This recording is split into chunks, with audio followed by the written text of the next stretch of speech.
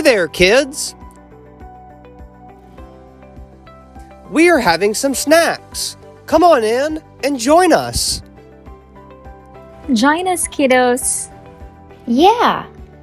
Oh, why don't we teach them the Oxford comma? That's a wonderful idea. Teacher Molly? Let's analyze these sentences. Aya brought soda, peanut butter, and chocolate. Or, Aya brought soda, peanut butter, and chocolate. Which one do you think best describes what Aya brought today? Let's take a look again at the things I have here. I have soda. I have peanut butter. I have chocolate. Therefore, I brought 3 items. Now, let's analyze each of the sentences. Sentence number 1.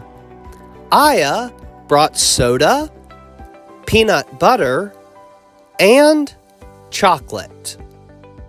Let's count the items mentioned in this sentence.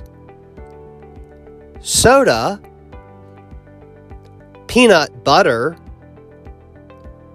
and chocolate. This sentence has 3 items. Same number with the items that Aya brought. What about sentence number 2, Teacher Molly? Okay, here's the second sentence.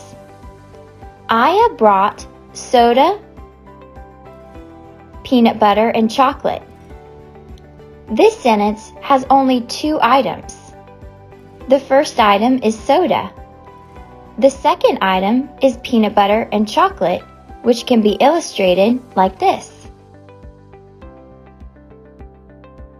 What do you think is the only small thing that made a huge difference in the meaning of each sentence? Correct! The comma before the last item.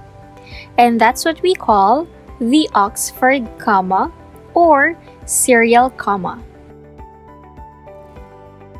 The Oxford, or serial comma, is the final comma in a list of things. For example, I saw Sam, Tim, a juggler, and a clown at the party yesterday. The Oxford comma comes right after the juggler. This comma separates the juggler and the clown pertaining to 2 different individuals. However, if we don't use an Oxford comma, it'll have a different meaning. For example, I saw Sam, Tim, a juggler, and a clown at the party yesterday. This sentence now tells us that the person saw Sam and Tim, who are working as jugglers and a clown at the same time.